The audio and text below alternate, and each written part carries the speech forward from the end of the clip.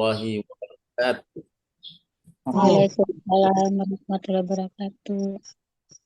Innal hamdalillah nahmaduhu wa nasta'inuhu wa nastaghfiruh wa na'udzu billahi min sururi anfusina wa min sayyiati a'malina man yahdihillahu fala mudilla lah wa man yudlilhu fala hadiyalah.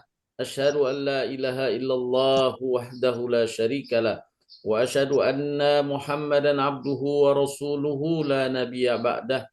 Allahumma salli wa sallim ala nabina Muhammadin wa ala alihi wa sahbihi wa man wala wa la hawla wa la quwata illa billah. Bapak Ibu sekalian yang dirahmati dan diberkahi Allah Subhanahu wa taala. Alhamdulillah kita panjatkan pujian dan syukur nikmat kita kehadirat Allah Subhanahu wa taala atas berbagai karunia yang Allah telah limpahkan kepada kita bersama keluarga. Semoga Allah tetap memeliharakannya dan selalu menambahkannya bagi kita semuanya. Amin ya rabbal alamin.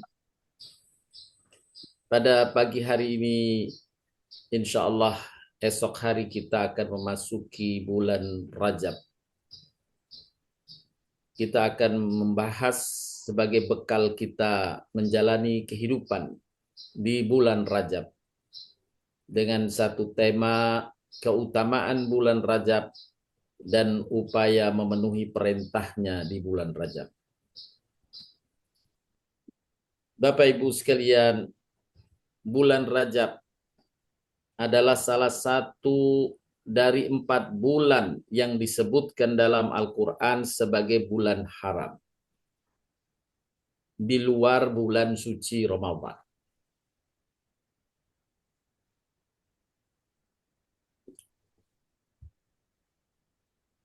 Apa itu bulan haram? Bulan haram adalah bulan suci.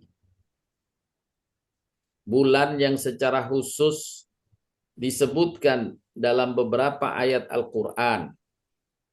Di antaranya dalam surat At-Taubah ayat 36. Allah Ta'ala berfirman, A'udzubillahi minasyaitonirrajim. Inna iddatas syuhuri indallahi 12 syahran fi kitabillahi yawma khalaqas samawati wal ard minha arba'atun hurum. Nah, ini arba'atun hurum. 4 bulan haram. Dalikad dinul qayyim fala tadlimu fihinna anfusakum.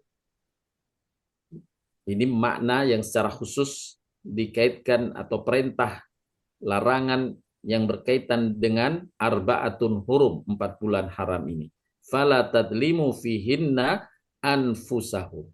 Jangan kalian berbuat kezaliman di dalamnya. Wa qatilul musyrikina kafatan kama yuqatilunakum kafah wa'lamu annallaha ma'al muttaqin. Adapun terjemahannya, sesungguhnya bilangan bulan pada sisi Allah ialah 12 bulan. Subhanallah, Allah menciptakan kehidupan di muka bumi ini ada 12 bulan. Dalam ketetapan Allah di waktu Dia menciptakan langit dan bumi. Di antaranya 4 bulan haram. Itulah ketetapan agama yang lurus, ya. Itulah ketetapan agama yang lurus. Maka janganlah kamu menzalimi diri kamu dalam bulan yang 4 itu. Ini larangan secara khusus, tidak boleh melakukan kezaliman di bulan yang 4 itu.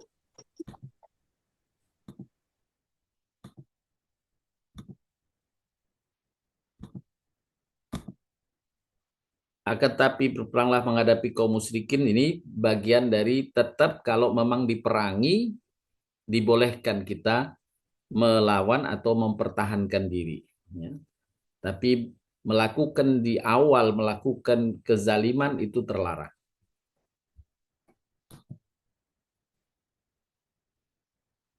Dalam ayat tadi ada kalimat fala tadlimu fihinna anfusakum. Jangan kamu menzalimi diri kamu dalam 4 bulan itu.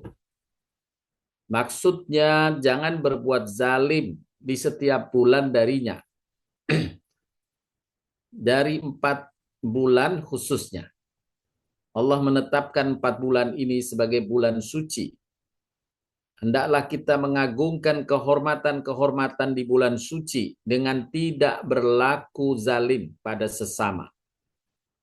Dan Allah Ta'ala menjadikan dosa di dalam 4 bulan itu atas kezaliman dengan dosa yang berlipat ganda. Jadi kalau seorang melakukan kezaliman pada sesama di bulan itu, Allah lipat gandakan dosanya. Dan amal kebaikan, Allah lipat gandakan pula besarnya. Yakni pahala yang Allah akan berikan kepadanya bila dikerjakan di bulan-bulan yang disebut bulan-bulan haram. Selanjutnya disebutkan oleh seorang ulama tabi'in Qatadah bin Di'amah Sadusi rahimahullah yang dinukil oleh Imam Ibnu Katsir dalam kitab tafsirnya. Amal soleh lebih besar pahalanya jika dikerjakan di bulan-bulan haram, sebagaimana kezaliman di bulan-bulan haram lebih besar dosanya dibandingkan dengan kezaliman yang dikerjakan di bulan-bulan lain. Meskipun secara umum kezaliman itu adalah dosa besar. Kalau dikerjakan di bulan lain dosanya besar. Bila dikerjakan di bulan-bulan haram, di antaranya bulan Rajab, maka dilipat gandakan dosanya.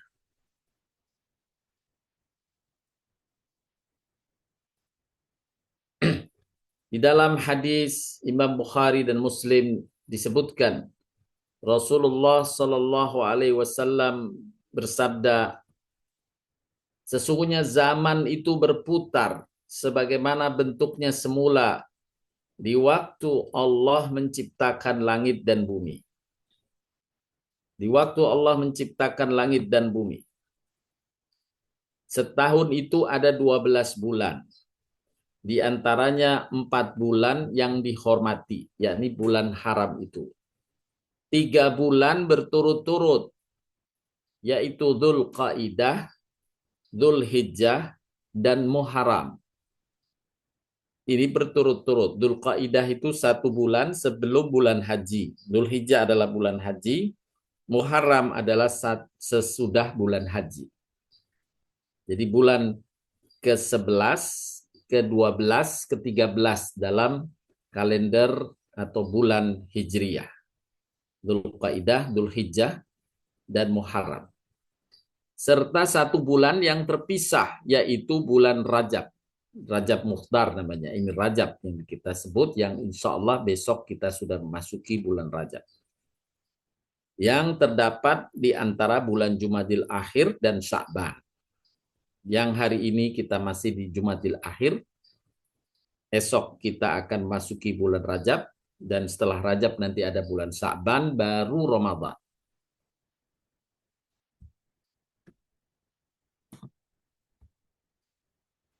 "12 bulan yang Allah Subhanahu wa Ta'ala sampaikan tadi, 4 bulan diantaranya bulan haram dalam urutan bulan-bulan Hijriyah. Yang pertama bulan Muharram. Jadi termasuk bulan haram yang 4 itu. Kemudian Safar, Rabiul Awal, Rabiul Akhir, Jumadil Awal, Jumadil Akhir, Rajab. Nah, kemudian setelah Rajab ada Sya'ban, berikutnya Ramadan, berikutnya lagi Syawal, baru jumpa dengan bulan haram yang berikutnya Dzulqa'dah, Dzulhijjah. Dzulhijjah adalah bulan haji. Dalam firman Allah lainnya dijelaskan bahwa Allah melarang kaum muslimin berperang pada 4 bulan haram itu. Dalam surat Al-Baqarah 217. Allah berfirman, A'udzubillahi minasyaitonirrajim, yas'alunaka 'anil syahril harami qital fi qul qital fihi kabir Mereka bertanya kepadamu tentang berperang pada bulan haram. Katakanlah, berperang dalam bulan haram adalah dosa besar.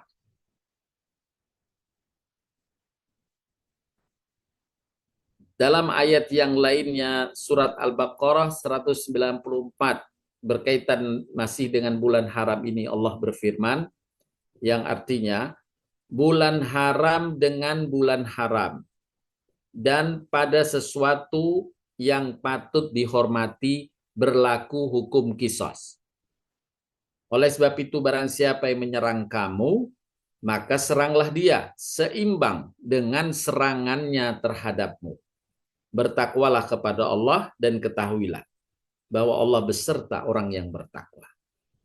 Makna ayat ini adalah kalau di bulan haram, jangan kalian memulai berbuat kezaliman pada sesama.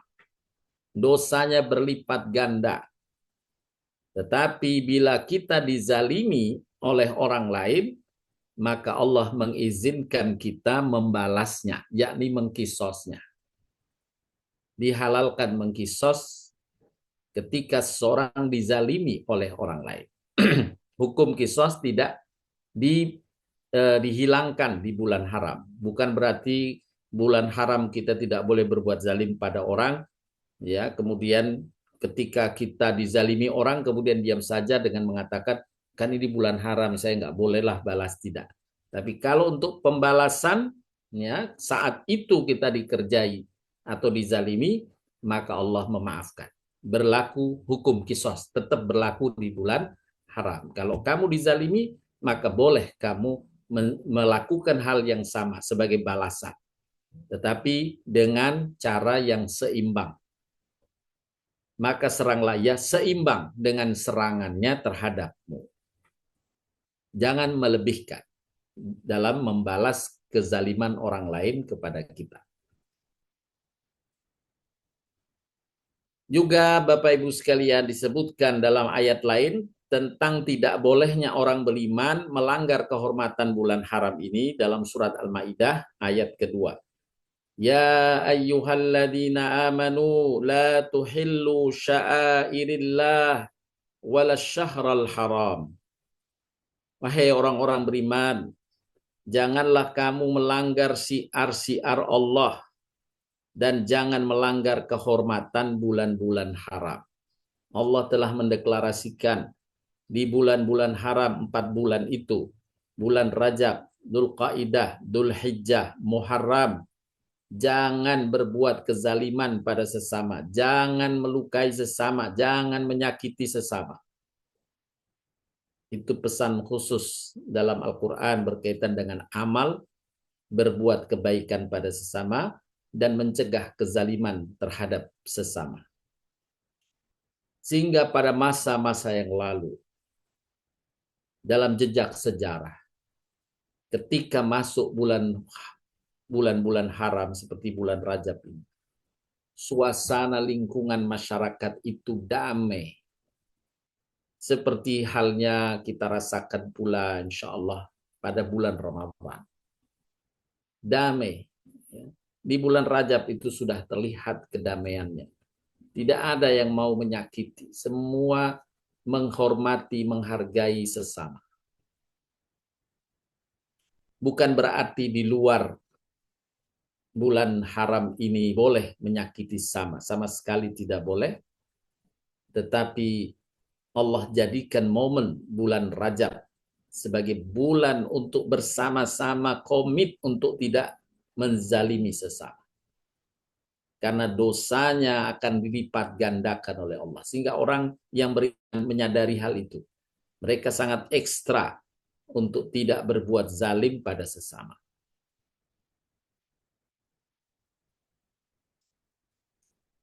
Sahabat Nabi Imam Ibnu Abbas rahimahullah menafsirkan ayat-ayat di atas berkaitan dengan bulan haram. Beliau menjelaskan, janganlah kalian menganiaya diri kalian dalam seluruh bulan. Ini artinya dari 12 bulan dicegah untuk tidak melakukan kezaliman. Kemudian Allah mengkhususkan 4 bulan sebagai bulan haram. Dan Allah pun mengagungkan kemuliaannya.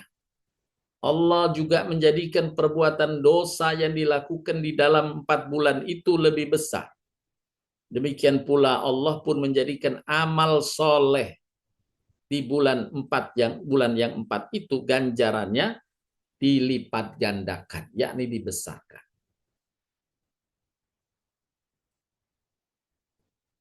Imam Tabari rahimahullah juga menafsirkan ayat-ayat tentang bulan haram tadi. Sesungguhnya Allah telah memilih di antara makhluknya, hamba-hamba pilihannya. Memilih para utusan dari kalangan malaikat dan dari kalangan manusia. Dia memilih satu firman agar hambanya bisa mengingatnya. Memilih tempat dari wilayah bumi untuk digunakan melakukan salat.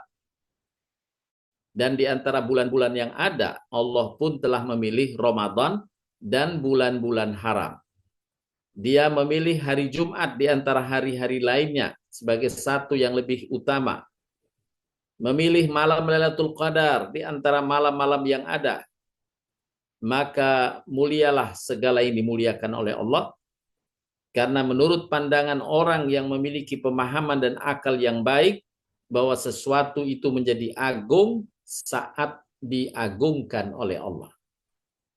Menjadi mulia saat dimuliakan oleh Allah Subhanahu wa ta'ala.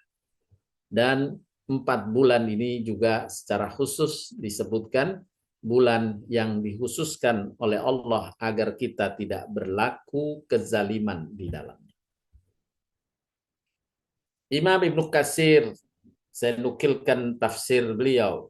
Allah Ta'ala berfirman, jangan kalian menganiaya diri kalian sendiri dalam bulan haram yang 4 itu, yakni berbuat zalim. Maksudnya pada bulan-bulan haram itu. Karena dosa pada bulan tersebut lebih kuat dan lebih parah dibandingkan pada bulan lainnya. Sebagaimana kemaksiatan di tanah suci sebagai misal. Berbuat maksiat di kota Mekah atau di Madinah dilipat gandakan dosanya. Juga melakukan kemaksiatan atau kezaliman di bulan yang 4 yang Allah sebutkan, juga dosanya dilipat gandakan. Berdasarkan firman Allah Ta'ala, dan barang siapa yang bermaksud di dalamnya melakukan kejahatan secara zalim, niscaya akan kami rasakan padanya sebagian siksa yang pedih. Ini berkaitan dengan dengan tempat tanah haram, ya, tanah haram di Mekah. Demikian pula kemaksiatan yang dilakukan pada bulan-bulan haram ditambah berat kadar dosanya. Juga dalam tafsir Abdurrahman Asy-Sya'di, beliau menafsirkan surat At-Taubah ayat 36 yang melarang kita berbuat kezaliman di bulan yang haram ini. Allah Ta'ala berfirman, sesungguhnya bilangan bulan di sisi Allah. Maksudnya dalam ketetapan dan takdirnya ialah 12 bulan. Yaitu bulan-bulan yang sudah dikenal dari mulai Muharram sampai bulan yang ke-12 itu Dzulhijjah. Di antara 12 bulan itu ada 4 bulan yang Allah sebutkan sebagai bulan haram, yakni bulan suci, yaitu Rajab, Dzulqa'dah, Dzulhijjah, dan Muharram. Dinamakan bulan haram karena kemuliaannya yang dilebihkan dan dilarang melakukan perang di dalamnya. Maka janganlah kalian menganiaya diri kalian sendiri. Mereka tertuntut untuk memakmurkannya dengan ketaatan. Dengan banyak bersyukur kepada Allah Ta'ala atas anugerah yang Allah berikan. Dan atas kemanfaatan untuk kemaslahatan hamba.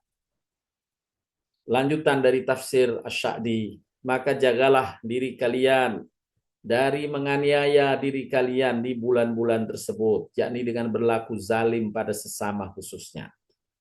Karena kemuliaan 4 bulan tersebut lebih tinggi, dan karena kezaliman yang dilakukan di dalam 4 bulan tersebut lebih berat pelanggarannya dibandingkan jika kezaliman tersebut dilakukan di bulan-bulan lain. Diiringi dengan larangan berbuat aniaya zalim di setiap waktu, termasuk dalam larangan berbuat aniaya atau zalim adalah larangan berperang di 4 bulan haram tersebut. Ini nukilan dari tafsir Karimur Rahman dari Abdurrahman Asy-Sya'di. Bapak Ibu sekalian yang dirahmati dan diberkahi Allah Subhanahu wa taala, kesimpulannya bahwa di antara keutamaan yang telah Allah tetapkan bagi bulan-bulan haram ini, yang pertama, dilipat gandakan pahala bagi seorang yang mengerjakan amal soleh, sehingga seorang hamba akan lebih giat melakukan amalan kebaikan pada bulan-bulan tersebut. Lebih bersemangat karena dapat bonus tambahan pahalanya. Sebaliknya, yang kedua, perbuatan dosa yang dilakukan di dalamnya menjadi lebih besar di sisi Allah dosanya, sehingga seorang hamba bisa meraih ketakwaan yang lebih tinggi dari bulan-bulan sebelumnya dengan semakin menjauhi kemaksiatan atau kezaliman. Dengan demikian kebahagiaan, ketentraman, dan keselamatan di dunia hingga akhirat akan terwujud. Jadi kita didorong bersemangat untuk mengisi dengan amal-amal kebaikan, dan kita dicegah untuk terus juga kuat mencegah diri dari berbuat kezaliman pada sesama. Para ulama bersepakat bahwa keempat bulan tersebut, Dzulqa'dah, Dzulhijjah, Muharram, dan Rajab, memiliki keutamaan dibanding bulan-bulan yang lain selain Ramadan. Ya, selain Ramadan. Ramadan adalah bulan yang dikhususkan. Imam Hasan Al-Basri rahimahullah dan beberapa ulama lain berkata, sesungguhnya Allah telah memilih waktu yang setahun dengan bulan haram, yang menutupnya juga dengan bulan haram, yaitu mengawali dengan Muharram, itu bulan haram, dan mengakhiri bulan Dzulhijjah, itu juga bulan haram. Dan tidak ada bulan dalam setahun setelah Ramadan yang lebih agung di sisi Allah melebihi bulan-bulan haram. Jadi yang pertama memang bulan Ramadan. Nah, di bawah bulan Ramadan ada 4 bulan yang Allah utamakan, yaitu Rajab, Dzulqa'dah, Dzulhijjah, dan Muharram, yang disebut bulan-bulan haram ini. Dan penekanan secara khusus, wala tadlimu fihinna anfusakum. Jangan kalian berlaku kezaliman di 4 bulan itu. Oleh karenanya para ulama menyebutkan bulan Rajab itu berturutan. Bulan Rajab, berikutnya Sya'ban, berikutnya Ramadan. 3 bulan ini berturutan. Rajab, Sya'ban, Ramadan. Maka beliau, para ulama menyebutkan, bulan Rajab adalah bulan menanam. Bulan Sya'ban, bulan menyiram. Dan bulan Ramadan adalah bulan panen. yakni panen untuk meraih amalan-amalan kebaikan dan mencegah diri dari kezaliman pada sesama. Di bulan Rajab kita mengawali untuk berupaya mencegah diri dari berbuat kezaliman. Di bulan Sya'ban kita tingkatkan, kita pelihara apa yang sudah kita lakukan di bulan Rajab. Terhindar diri kita dari kezaliman dan terus berbuat kebaikan. Dan di bulan Ramadan kita tinggal mengulang kembali, meningkatkan kembali, dan itulah panenannya. Imam Ibnu Rajab rahimahullah dalam kitabnya Lataiful Ma'arif mengatakan, bulan Rajab adalah kunci bagi terbukanya bulan kebaikan dan keberkahan, yakni Ramadan. Dengan kata lain, bulan Rajab adalah kunci kesuksesan kita di bulan Ramadan. Kita sudah mempersiapkan bekal untuk memaksimalkan amal kebaikan, mengoptimumkan kebaikan kita di bulan Ramadan, diawali dari bulan Rajab. Sudah mempersiapkan diri di bulan Rajab. Selanjutnya, Bapak Ibu sekalian yang dirahmati dan diberkahi Allah Subhanahu wa taala. Amalan di bulan-bulan haram, di antaranya di bulan Rajab. Di antara upaya menjaga kehormatan bulan-bulan haram adalah dengan berusaha menjauhi segala bentuk kezaliman.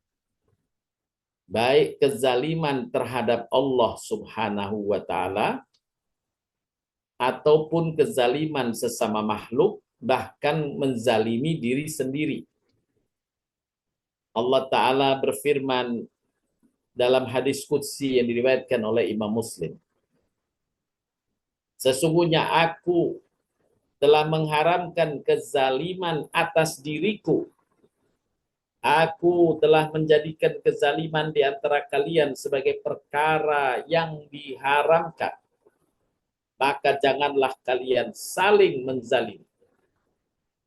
Allah mengharapkan kita saling berbuat zalim pada sesama dan juga menzalimi Allah Subhanahu wa taala. Di bulan haram, yang pertama menjelaskan bahwa bulan ini dilarang berbagai bentuk kezaliman, khususnya pada sesama. Yang kedua, pada bulan haram ini, larangan untuk melakukan perbuatan haram lebih ditekankan daripada bulan lainnya. Karena mulianya bulan ini, yang tadi telah dijelaskan, dosanya dilipat gandakan. Kalau kebaikan juga pahalanya dilipat gandakan. Pada bulan ini sangat baik untuk melakukan amalan ketaatan, khususnya kebaikan pada sesama. Berbuat baik pada sesama. Itu didorong di bulan Rajab dan mencegah diri dari kezaliman pada sesama juga dikuatkan di bulan Rajab. Ibnu Abbas radhiyallahu anhu mengatakan, Allah menghususkan 4 bulan tersebut sebagai bulan haram, dianggap sebagai bulan suci. Melakukan kezaliman pada bulan tersebut dosanya akan lebih besar, dan amal soleh yang dilakukan akan menuai pahala yang lebih banyak. Sebagaimana disebutkan dalam surat Al-Hajj. Sesungguhnya orang-orang kafir dan menghalangi manusia dari jalan Allah dan Masjidil Haram yang telah kami jadikan untuk semua manusia, baik yang bermukim di situ maupun di padang pasir. Dan siapa yang bermaksud di dalamnya, yakni dalam Masjidil Haram, melakukan kejahatan secara zalim, niscaya akan kami rasakan kepadanya sebagian siksa yang pedih. Nah, ini ancaman Allah berkaitan dengan tanah suci, tanah haram, juga pada bulan-bulan haram. Selanjutnya, Bapak Ibu sekalian, kita mendalami makna zalim yang dimaksudkan. Jangan berbuat kezaliman. Makna dari sisi bahasa, zalim adalah meletakkan sesuatu atau perkara bukan pada tempatnya. Ini dinamakan secara bahasa disebut zalim. Tidak menempatkan sesuai dengan tempat.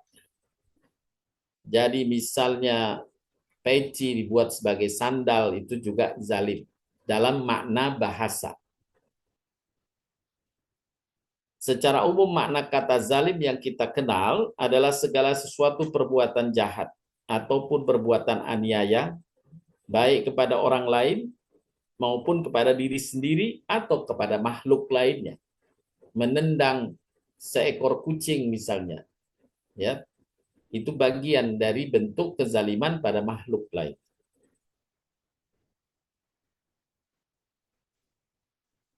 Kalimat zalim bisa juga digunakan untuk melambangkan sifat kejam, bengis, tidak berperi kemanusiaan, suka melihat orang dalam penderitaan dan kesengsaraan, melakukan kemungkaran dan penganiayaan, memusnahkan harta benda, ketidakadilan, dan banyak lagi pengertian yang dapat diambil dari sifat zalim tersebut, yang mana pada dasarnya sifat itu merupakan sifat yang keji dan hina, dan sangat bertentangan dengan akhlak dan fitrah manusia yang seharusnya menggunakan akal untuk melakukan kebaikan-kebaikan, khususnya pada sesama. Dalam Al-Quran, Bapak Ibu sekalian, terdapat kurang lebih 200 ayat yang khusus membicarakan dan menjelaskan hal yang berkaitan dengan zalim atau kezaliman. Berbuat zalim adalah perkara yang dibenci oleh Allah Subhanahu wa taala. Di antaranya dalam surat Al-Imran ayat ke-57. Allah taala berfirman, "A'udzubillahi minasyaitonir rajim. Wa ammal ladzina amanu wa 'amilus solihati fayuwaffihim ujurahum wallahu la yuhibbudz zalimin." Adapun orang-orang yang beriman dan mengerjakan amal-amal soleh, maka Allah akan memberikan kepada mereka pahala amal-amal mereka dengan sempurna, dan Allah sangat benci kepada orang-orang yang zalim. Ya. Allah memberikan pahala besar yang sempurna mereka yang bisa mencegah dirinya dari berbuat kezaliman. Dan sebaliknya, jika hamba melakukan kezaliman, Allah menginformasikan bahwa Allah sangat benci atas orang-orang yang suka berbuat kezaliman. Pengertian zalim dalam surat Al-Baqarah ayat 229, itulah hukum-hukum Allah. Maka janganlah kamu melanggarnya. Dan barang siapa yang melanggar hukum-hukum Allah, mereka itulah orang-orang yang zalim. Jadi makna kezaliman disepakati adalah mereka yang melanggar hukum-hukum Allah. Allah menyuruhnya begini, dia melakukan sesuatu yang bertentangan dengannya, maka ia telah melakukan kezaliman. Dalam ayat yang lain, Allah berfirman yang artinya, lalu orang-orang yang zalim mengganti perintah dengan mengerjakan perbuatan yang tidak diperintahkan kepada mereka. Sebab itu kami timpakan atas orang-orang yang zalim itu azab dari langit karena mereka berbuat fasik.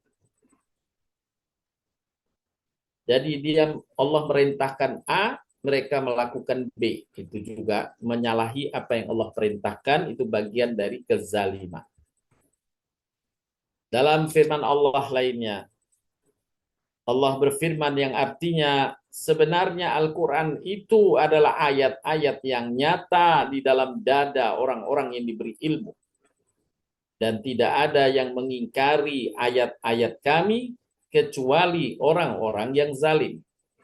Ya, apa yang Allah jelaskan di dalam Al-Quran, kemudian hamba tersebut mengingkarinya, melawannya, maka itu bagian dari bentuk kezaliman.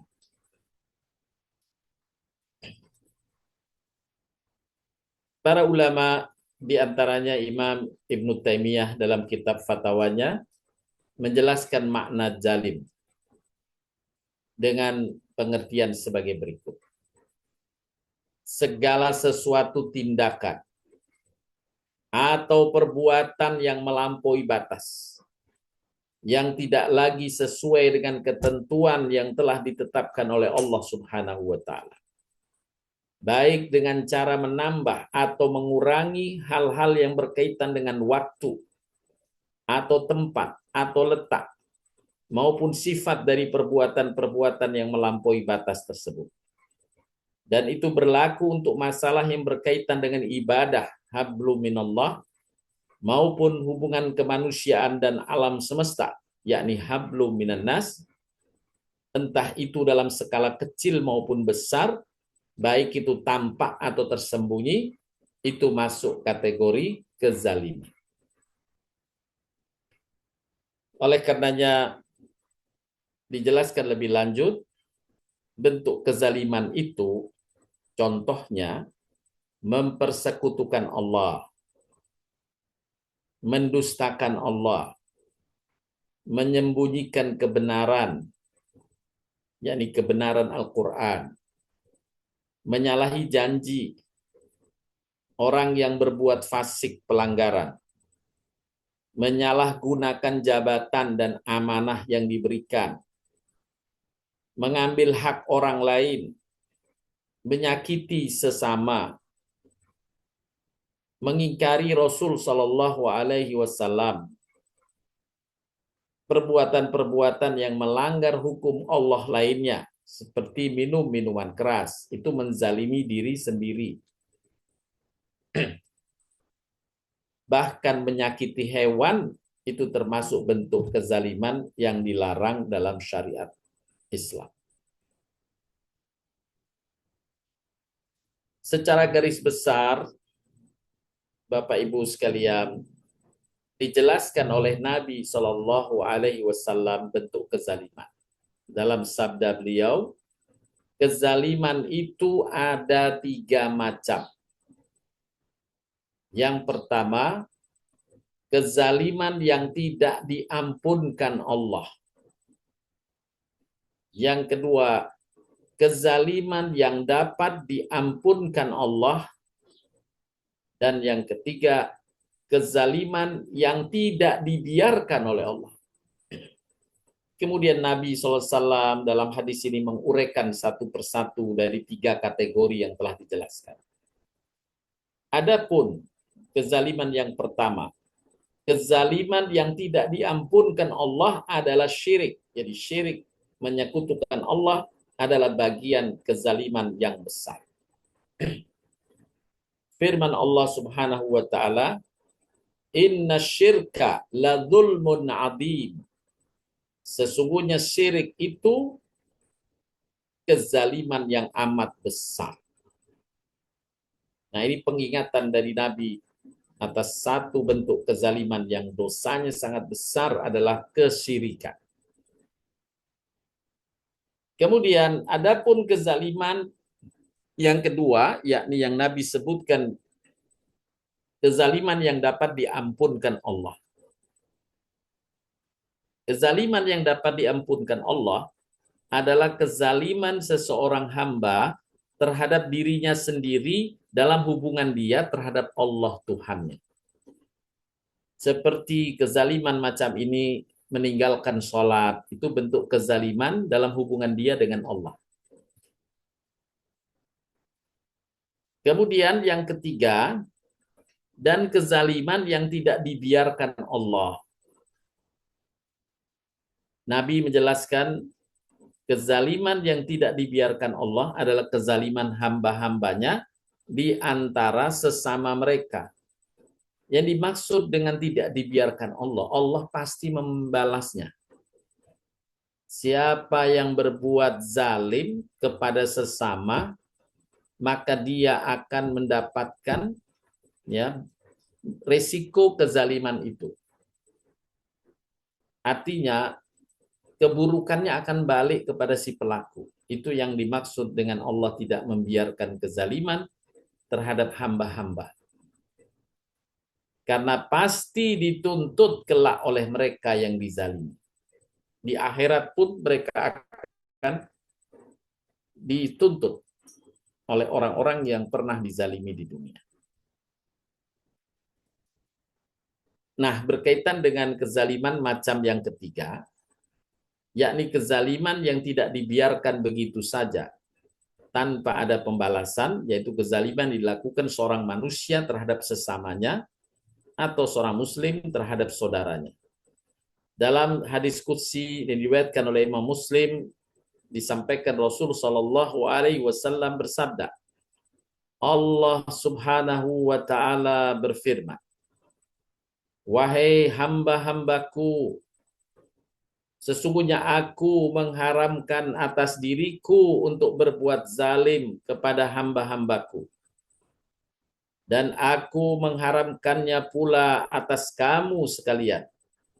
maka janganlah kamu sekalian saling menzalimi satu dengan yang lain. Ini pengingatan dari Nabi bahwa Allah murka atas kezaliman yang dilakukan pada sesama. Berbagai perbuatan zalim yang dilakukan seorang kepada saudaranya, baik dalam harta, jiwa, kehormatan, seperti halnya menumpahkan darah orang lain tanpa hak, membunuh, menyia-nyiakan atau tidak menunaikan hak orang lain yang wajib ditunaikan, mengancam jiwa seseorang, memfitnah, mencaci maki, mencerca, mencemarkan nama baik, menyombongkan diri terhadap sesama, meremehkan orang lain, merampas harta, mencuri dan lain sebagainya. Rasulullah SAW menguatkan dalam sabdanya, sesungguhnya darah-darahmu, harta-hartamu dan kehormatanmu diharamkan atas kamu sekalian. Jadi kita berkewajiban menjaga darah-darah Allah yang Allah telah ciptakan. Harta-harta mereka, kehormatan mereka. Siapa yang melakukan bentuk kezaliman terhadapnya, maka dosa besar. Ini yang dimaksud dosa kezaliman pada sesama. Disebutkan dalam hadis Imam Muslim, Nabi SAW bersabda menjelaskan tentang orang yang bangkrut. Nabi bersabda, tahukah kalian siapa orang yang bangkrut, orang yang muflis? Muflis adalah orang yang bangkrut. Para sahabat berkata, orang yang bangkrut di antara kami adalah yang tidak punya uang dan harta benda. Ini jawaban sahabat ketika ditanya, tahukah kalian orang yang bangkrut? Para sahabat menjawab secara umum, orang yang bangkrut yang tidak punya uang dan harta benda. Lalu Nabi menjelaskan apa yang dimaksud dengan orang hamba mukmin yang bangkrut. Nabi bersabda, sesungguhnya orang yang bangkrut dari umatku adalah orang yang datang kelak pada hari kiamat dengan membawa pahala sholat, yakni dia sholat. Dia mendapatkan pahala sholat. Dia berpuasa, mendapatkan pahala puasanya. Dia sudah kumpulkan pahala puasanya. Pahala zakatnya. Namun dia pernah mencaci si anu, yakni berbuat zalim, mengganggu kehormatan seseorang. Mencaci si anu, memakan harta si anu, berbuat zalim terkait dengan hartanya. Menumpahkan darah, yakni membunuh, dan memukul orang lain. Maka sabda Nabi, diputuskanlah perkara orang itu kelak di yaumil akhir dengan diambil sebagian dari pahala kebaikannya, yakni pahala dari sholat yang dilakukannya, puasa yang dilakukannya, bahkan haji yang dilakukannya, dikuras, diberikan kompensasi kepada orang yang dizalimi. Terus banyak orang yang menuntut, dibagi-bagi terus oleh Allah sebagai kompensasi kepada hamba-hamba yang dizalimi. Sehingga sebelum menyelesaikan kewajiban untuk memberikan kompensasi tersebut, sudah habis pahalanya, terkuras habis pahalanya, tetapi orang yang dizalimi masih banyak berdatangan menuntut kepadanya di yaumil akhir kelak. Mereka berdatangan, kita bisa bayangkan Bapak Ibu sekalian, kalau yang datang itu bangsa Indonesia, ratusan juta datang menuntut atas kezalimannya, maka orang tersebut pasti bangkrut. Ya. Karena yang menuntut ratusan juta bangsa Indonesia. Kalau dia memimpin berbuat zalim kepada bangsa kita. Yang menuntut semua anak bangsa. Inilah yang dimaksud, diingatkan Nabi. Dialah orang yang bangkrut. Kalau pahalanya sudah habis, masih banyak yang nuntut, atas kezalimannya yang pernah dia lakukan di muka bumi, maka Allah ambilkan dosa dari orang-orang tersebut, dibebankan kepada orang yang pernah menzaliminya. Tadinya dia surplus pahala, setelah dibuka hisab pengadilan ini di mahsyar, ia justru surplus dosa yang besar. Karena memikul dosa-dosa orang banyak yang dibebankan kepadanya sebagai kompensasi atas kezaliman yang dibuatnya di muka bumi. Inilah yang digambarkan oleh Nabi SAW sebagai hamba yang bangkrut. Oleh karenanya, kezaliman khususnya pada sesama. Kalau 1-2 orang terkhilaf, mungkin masih ada kompensasi yang kita telah siapkan dengan amal pahala. Tapi kita bisa bayangkan, kalau yang dizalimi satu komunitas bangsa, ya, apalagi bangsanya, negerinya, negeri Indonesia, dan kezalimannya bukan sekali, berulang kali, maka mereka akan menuntut nanti padang mahsyar, akan terkuras habis pahala. Inilah orang-orang yang bangkrut. Oleh karenanya kita hendaklah waspada, berhati-hati. Ya, ketika kita berkewajiban memimpin orang banyak, kita waspada atas kebangkrutan. Oleh karenanya Nabi SAW menjelaskan, hendaknya seorang yang telah berbuat salah segera memohon maaf atas kesalahannya selagi ia masih hidup di dunia. Sebelum di padang mahsyar nggak ada lagi kemaafan. Nabi SAW berpesan dalam sabdanya, siapa yang pernah menzalimi saudaranya berupa menodai kehormatan atau mengambil sesuatu yang menjadi miliknya, hendaklah ia meminta kehalalannya dari kezaliman tersebut hari ini, yakni semasa dia hidup. Sebelum tiba hari kiamat, yang tidak akan bermanfaat lagi dinar dan dirham. Pada saat itu, bila ia mempunyai amal soleh, maka akan diambil seukuran kezaliman yang ia perbuat. Bila tidak memiliki amal kebaikan, yakni tidak menyimpan pahala, maka keburukan, yakni dosa saudaranya itu yang akan dipikulkan, dibebankan kepadanya. Inilah tadi yang digambarkan dalam hadis sebelumnya, orang yang bangkrut, tadinya dia surplus pahala dengan amal sholatnya, dengan puasanya, dengan hajinya, dan kebaikan lainnya, terkuras habis untuk memberi kompensasi atas orang-orang yang dizalimi. Selanjutnya, di samping Allah melarang berbuat zalim pada bulan haram, dia pun mendorong hamba, yakni Allah mendorong hamba yang beriman agar lebih banyak berbuat kebaikan di bulan haram ini. Dalam surat Al-Baqarah Allah Ta'ala berfirman, wa aksinu innallaha yuhibbul muhsinin. Berbuat baiklah, karena sesungguhnya Allah menyukai orang-orang yang berbuat baik. Di satu sisi kita dicegah untuk memperhatikan jangan berbuat kezaliman pada sesama, di sisi lain hendaklah kita banyak berbuat baik pada sesama.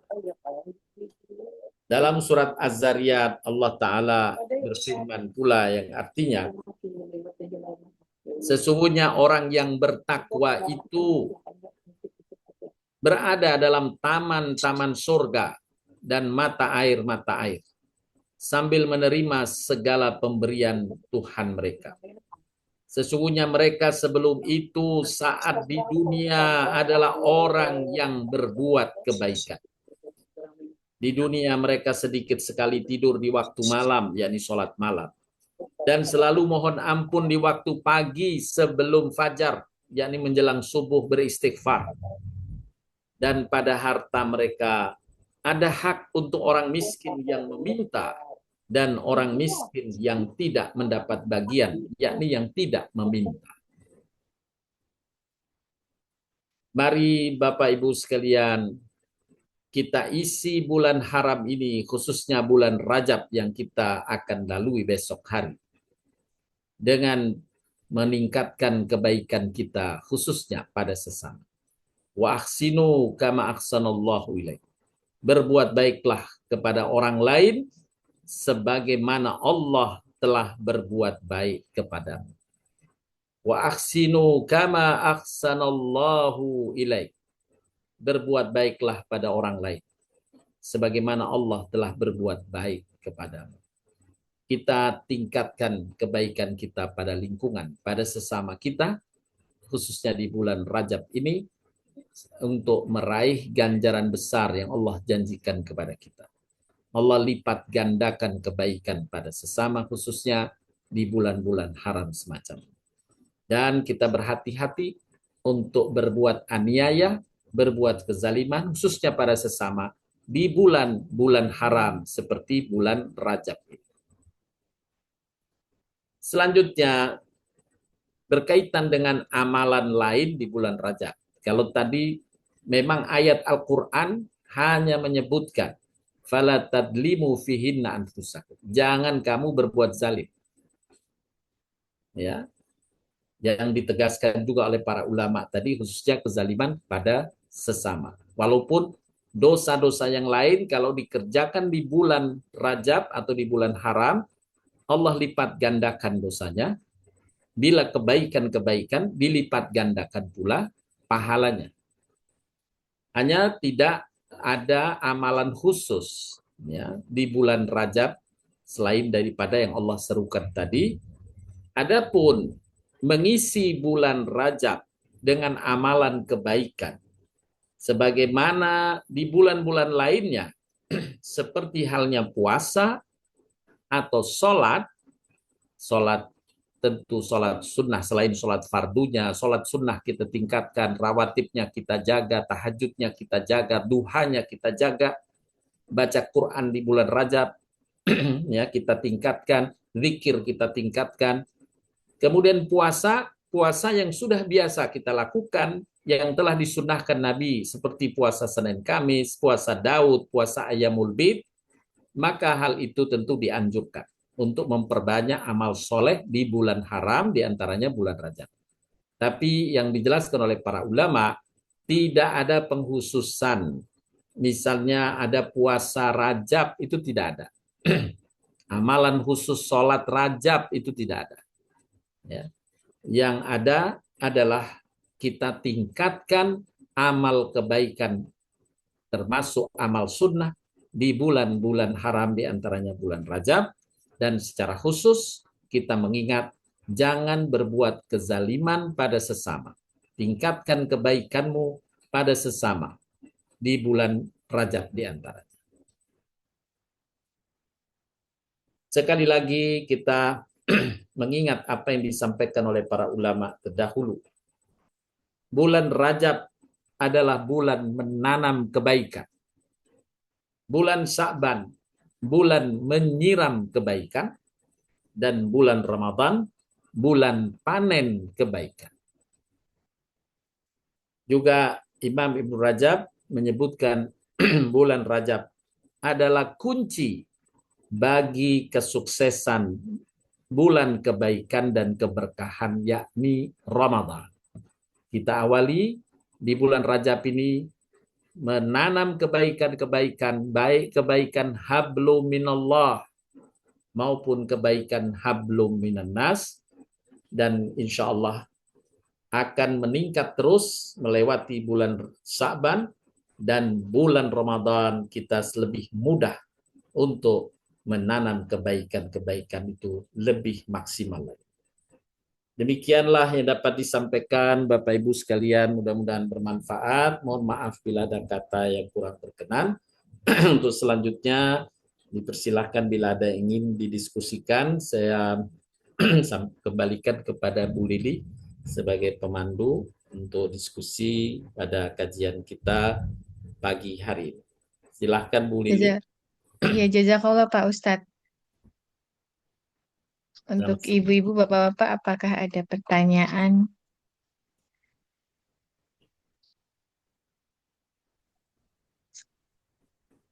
Silakan Ibu Mima.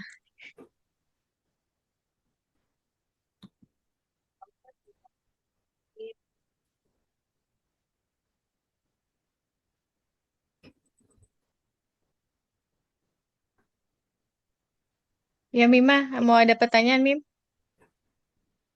Silakan Bu Mima. Bu Mimanya tidak ada suaranya Pak Ustadz.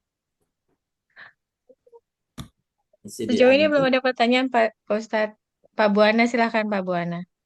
Terima kasih Bu Lili. Pak Ustadz, Ya, makanya yang silakan kemarin Pak Pak Buan. Ustadz Bagaimana? eh, mau nanya yang kemarin Oh iya, soal silakan. kedermawanan. Ada kalanya orang memanfaatkan rasa kedermawanan kita. Jadi misalnya katakan pinjam, tapi kemudian untuk nagihnya kita susah Pak Ustadz. Nah itu sebaiknya gimana Pak Ustadz untuk supaya kan di agama juga kan kita harus jadi orang pintar ya Pak Ustadz ya. Jadi bukan Ya, apa orang bodoh yang kalau ada orang pinjam gitu kan kemudian kita kasih atau orang yang lihat seolah-olah memerlukan kita kasih padahal banyak sekarang itu kan yang menipu seolah-olah orang miskin atau pengemis padahal rumahnya gedung-gedungan segala macam Pak Ustadz. Nah ini bagaimana untuk menghadapi apa namanya kondisi seperti itu Pak Ustadz. Kita jangan jadi kami atau saya nggak ingin niat saya itu ngasih tapi ternyata kok kayaknya nggak tepat gitu ya. Tapi saya juga sebenarnya nggak ingin mikir-mikir kalau perlu saya ngasih, tapi tetap ada rasa rasa apa ya perlu mikir-mikir ini orang ini apa namanya layak saya kasih atau tidak. Bagaimana Pak Ustadz? baik. Terima kasih Pak Buana. Baik, kita diajarkan dalam Al-Quran, in ja'akum fasikun fatabayyanu. Jika datang kepadamu seorang fasik, maka bertabayunlah. Artinya, di antara yang tadi Pak Buana sampaikan, bisa memang masuk kategori fasik, bisa masuk kategori yang dia sebenarnya tidak fasik. Maksudnya bukan menyengaja, memang karena kebutuhan, ya kan? Nah, tapi kita disuruh tabayun.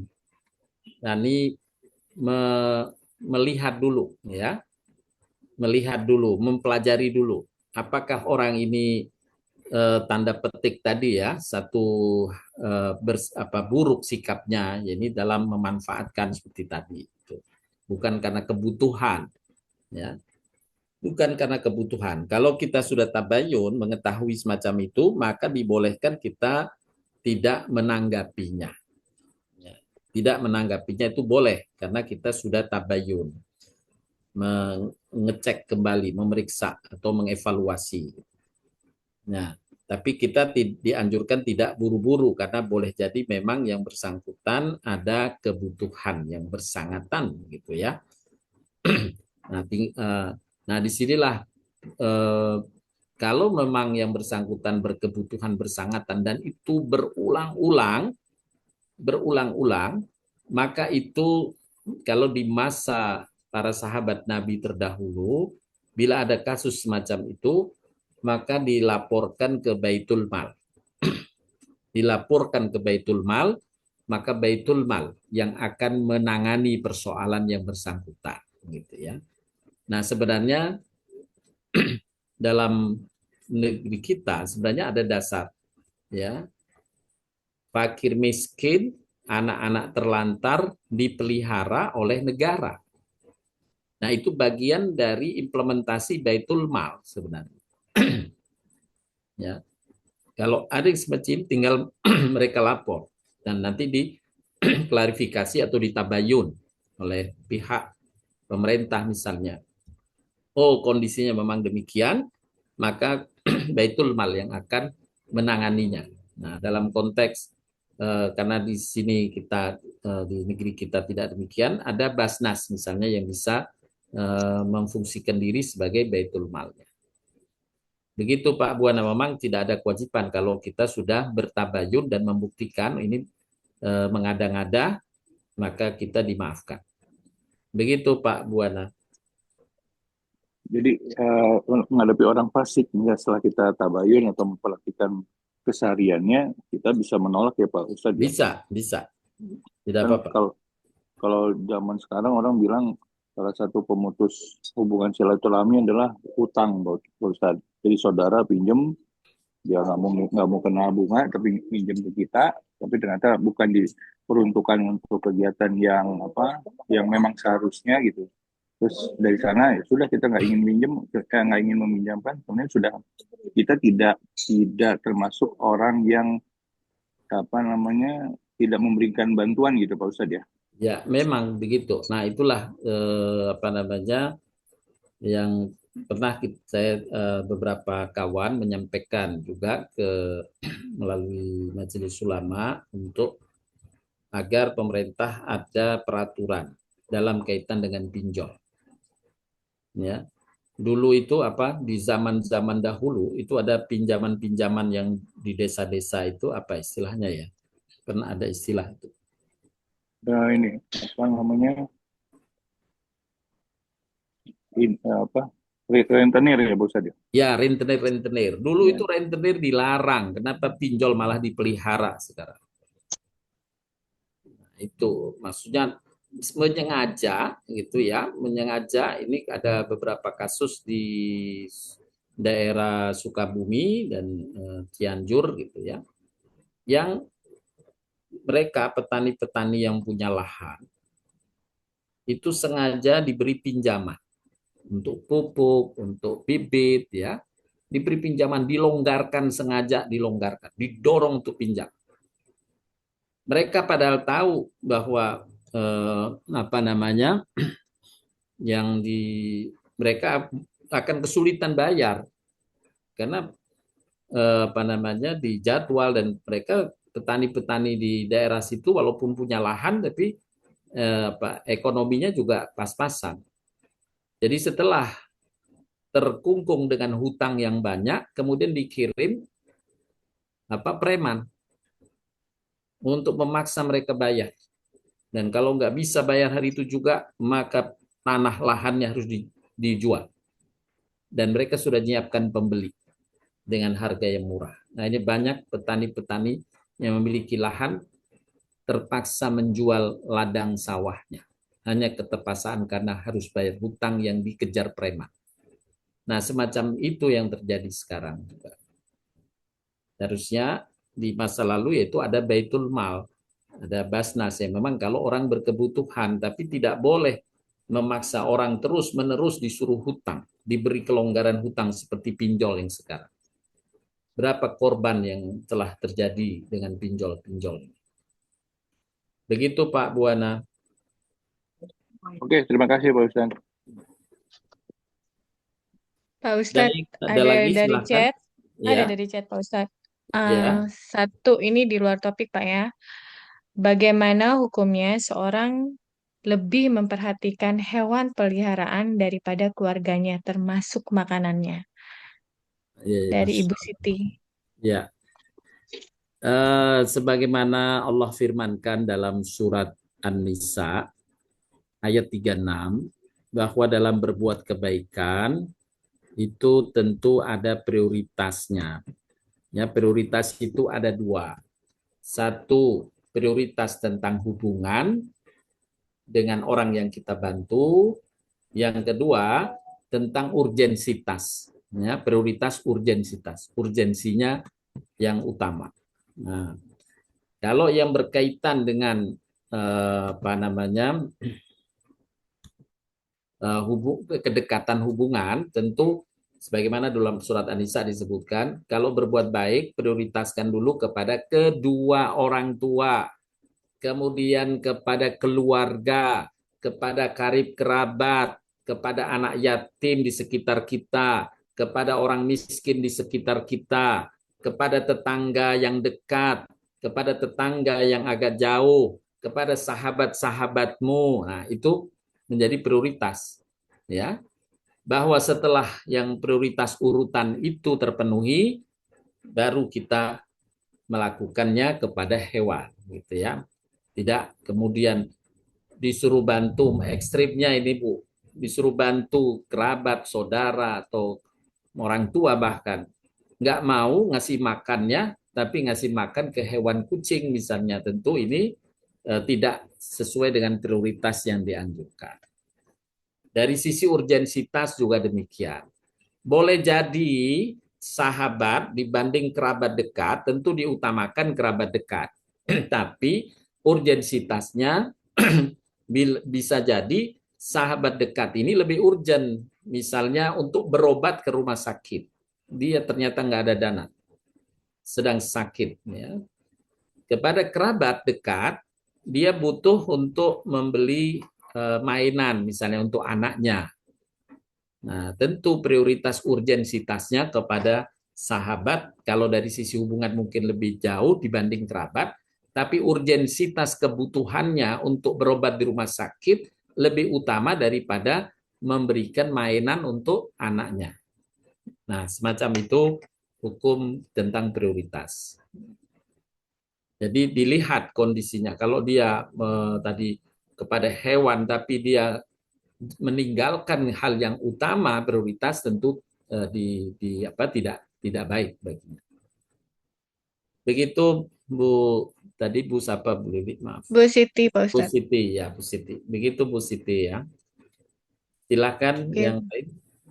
Iya, ini ada pertanyaan dengan Bu Evi dan Mima, mungkin bisa jadi satu Pak Ustadz ya. Ya, Bu Evi, malam ini kan malam Rajab Pak Ustadz ya. ya. Amalan apakah yang terbaik yang kita bisa lakukan? Lalu Mima tadi ada kendala dengan mic-nya. Kalau di sosial media itu kan berseliweran ya untuk masuk Rajab tuh harus ini, harus itu, misalnya puasa dan segala macam. Apakah ada amalan khusus juga di 10 hari pertama? Seperti itu Pak Ustadz. Baik. Amalan khusus untuk bulan Rajab tidak ada sunnahnya. Ya, tidak ada sunnahnya. Kalau puasa 10 hari pertama itu hanya di bulan Muharram. Ya, bulan Muharram, bulan Dzulhijjah. Jadi tidak ada di bulan Rajab. Juga amalan-amalan misalnya ada sholat, puasa khusus pun nggak ada di bulan Rajab. Puasa yang dijalankan oleh Nabi di bulan Rajab adalah puasa Senin Kamis Nabi tingkatkan. Para sahabat ada yang meningkatkan puasa Daudnya. Ya, itulah amalan yang sudah maklum ditingkatkan di bulan Rajab. Sedekah ditingkatkan, ya, kebaikan-kebaikan sosial ditingkatkan. Itu bagian dari yang dianjurkan. Tapi tidak ada secara khusus. Malam 1 Rajab harus begini, nggak ada. Malam 10 Rajab harus begini, 10 hari pertama begini, tidak. Kita tingkatkan 1 bulan penuh saja, ya, dengan puasa-puasa sunnah, amal membaca Qur'annya, zikir-zikirnya, kebaikan pada sesama. Nah, itu yang dianjurkan. Tidak ada sunnah secara khusus berkaitan dengan bulan Rajab. Berbeda dengan bulan Muharram, ada tanggal Tasu'a dan Muharram, yaitu tanggal 9 dan 10 bulan Muharram kita dianjurkan puasa sunnah. Ya, itu puasa khusus di bulan Muharram. Tapi di bulan haram yang yakni Rajab tidak ada. Dalilnya cuma tadi, fala tadlimu fihinna anfusakum. Jangan kamu berbuat zalim di bulan Rajab. Ya, khususnya pada sesama. Begitu Bu Mima dengan tadi, sama dengan Bu Bu Evi. Evi. Ya. Baik Pak Ustadz. Silakan untuk yang lain. Oh, silakan Bu Evi, ada yang mau tanyakan lagi. Nggak usah Mbak Lili, makasih. Oh, baik, makasih Bu Evi. Silakan untuk yang lain. Baik, kalau tidak ada pertanyaan lain, Bu Ya, Lili, kita mungkin baik bisa Ustadz. cukupkan karena nanti habis duhur ini kebetulan saya ada manasik umroh, insya Allah. Mohon doanya semoga Allah lapangkan rombongan jamaah umroh yang akan berangkat pada bulan Desember. Ya, Pak Ustadz, boleh satu lagi Pak Ustadz, karena Boleh, kayaknya silakan. relate sama kejadian saat ini. Ya. Dari Bu Rizky, Assalamualaikum Pak Ustadz, agak di luar jalur sedikit, bagaimana sikap dan respon kita terhadap pemerintah yang belakangan ini luar biasa ditampakkan keanehannya dari segala sisi. Rasanya frustasi untuk mengharapkan kebijakan pejabat yang pro rakyat. Kita harus sebagai rakyat gimana Pak Ustadz? Ya, yang pertama kita doakan bangsa kita. Semoga Allah selalu jaga, ya, karena kita meyakini mayoritas bangsa kita, penduduk di negeri kita adalah orang-orang yang bertakwa. Alhamdulillah, bukti-bukti itu, sholat tetap terjaga 5 waktu, kumandang azan tetap berkumandang di mana-mana, ya, puasa insya Allah mereka tegakkan, amal-amal dakwah mereka tetap tegakkan, amal kebaikan sosial juga mereka tegakkan. Ma wadda'aka rabbuka wa ma qala. Allah tidak akan membiarkan mereka. Allah tidak benci kepada bangsa kita. Allah yang akan menjaganya. Nah, kita doakan semoga Allah tetap memelihara kaum muslimin, orang-orang beriman di negeri kita. Nah, itu yang pertama. Kalau Allah sudah menjaga, Allah yang akan mengatasi segala bentuk kezaliman terhadapnya. Wala yansurunallaha man yansuruh, dalam surat Al-Hajj ayat ke-40, ya. Allah pasti menolong hamba-hambanya yang bertakwa itu, yang menolong agamanya. Yang di situ Allah syaratkan 3 saja. Ya, yang pertama mereka menegakkan sholat. Yang kedua mereka membayar zakat. Yang ketiga mereka tidak soleh sendiri. Di negeri kita banyak orang yang tidak soleh sendiri. yakni selalu berbagi kebaikan pada sesama, ya, menjaga sholatnya dan mengeluarkan zakatnya. Maka dengan 3 amalan itu Allah pasti menolongnya dan menjaganya. Nah, itulah yang kita harapkan, ya. Karena kalau kita tidak mengusik-musik itu karena ya ketidakjelasan seperti yang kita juga maklumi saat ini. Ya. Sudah serahkan pada Allah. Allah yang akan mengatasi segalanya. Negeri kita sudah banyak ditolong oleh Allah Subhanahu wa Ta'ala. Alhamdulillah. Begitu yang bisa disampaikan. Baik Pak Ustadz. Ustadz Baik, positif Bu sekali. Sayanya gemes. Sabar, sabar. Kita bersandar pada Allah. Komen ya Ustadz. Kenapa? Gemesnya udah lama ya Pak Ustadz ya. Silakan Pak Atta. Iya, jadi yang sampaikan Ustadz, saya setuju Ustadz. Kalau ngikutin perasaan dan semangat kita ini, rasanya gemesnya bukan main. Gemes juga, kesel juga, kecewa, semua ada di situ. Tapi itu nggak ada gunanya kalau hanya sekedar itu kan Ustadz. Jadi sebagai seorang muslim yang punya semangat dalam memperjuangkan dan menegakkan, mensiarkan nilai-nilai Islam dan nilai-nilai kebaikan sosial maupun bagaimana nanti generasi kita ke depan, negeri kita ke depan, kita tentu nggak boleh gampang patah semangat kan, apalagi kecewa berlebihan. Gitu. Jadi menurut saya secara bersama-sama umat ini jangan gampang juga didikte sama banyak media sosial yang memang targetnya memframing bukan ingin menyampaikan yang benar. Karena media sosial sekarang kalau saya pelajari sekilas Ustadz, memang saya bukan pakarnya, banyak tujuannya, ada yang tujuannya benar menyampaikan fakta, ada yang memframing, ada yang memang punya target lain lah, target jahat bahkan. Iya, betul. Jadi sebagai seorang muslim yang memang selalu optimis menghadapi kondisi apapun gitu ya. Dan itu kita pernah dijajah 350 tahun dan sekarang kita dalam keadaan juga merasa tidak mendapat perhatian sebagaimana mestinya gitu kan. Jadi semangat kita untuk tetap mengingatkan pemerintah dengan cara yang sebaik-baiknya yang benar-benar bisa diterima sambil kita tetap bersabar.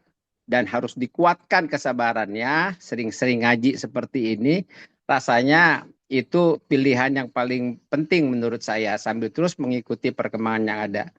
Itu jadi, karena saya juga melihat banyak generasi muda sekarang, khususnya mereka-mereka yang masih aktif di kampus, gitu, pemuda-pemuda kita, banyak yang sangat-sangat kecewa.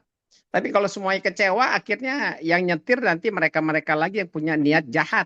Gitu. Jadi niat jahat yang mereka sudah dapatkan selama berapa tahun belakangan ini, makin terfasilitasi dengan kemudian kita biarkan aja pemimpin negeri sekarang ini begitu saja, dan bahkan kita ikut menyorong mereka untuk lebih lanjut gitu loh. Lebih lanjut buruknya, lebih lanjut segala macam lah Ustadz. Mohon maaf. Ini saya perlu mengungkapkan ini karena hampir bicara dengan banyak orang, semuanya bicaranya kecewa, negatif, tapi sudah segitu aja gitu. Jadi nggak memberikan perubahan apa-apa kan. Jadi minimal kita mendoakan supaya mereka-mereka yang sekarang punya otoritas yang mengemban amanah ini, mereka sadar bahwa mereka akan dimintai tanggung jawabnya bukan cuma di dunia oleh kita semua nih, bangsa Indonesia khususnya, tapi di akhirat juga gitu kan. Jadi kita harus selalu ingatkan itu, dan kita terus harus ngikuti itu gitu. Jadi dan selalu berbaik sangka bahwa mudah-mudahan masih ada kemungkinan lain, minimal kalaupun tidak mendapat perhatian sebagaimana harapan, tapi minimal tidak makin terzolimi kita ini semua secara keseluruhan. Gitulah Ustadz. Iya betul, insya Allah Pak. Gitu. Maaf ya. Ya, kita tetap mendoakan pertama kaum muslimin di negeri kita, ya, bangsa kita secara keseluruhan tetap terjaga. Itu yang Allah yang menjaga. Pasti siapapun yang berbuat kezaliman kepadanya, Allah akan cegah, Allah akan lindungi, dan kezaliman akan balik hanya kepada si pelaku. Iya, setuju. Terima kasih. Baik, Bu Lili, mungkin kita cukupkan dulu kajian kita pada pagi hari ini. Mohon maaf bila ada kata yang kurang berkenan. Sekali lagi kita akhiri Bu Lili dengan doa kafarat majelis. Subhanakallahumma wa bihamdika asyhadu an la ilaha illa anta astaghfiruka wa atubu ilaik. Wabillahi taufiq wal hidayah. Wassalamualaikum warahmatullahi wabarakatuh.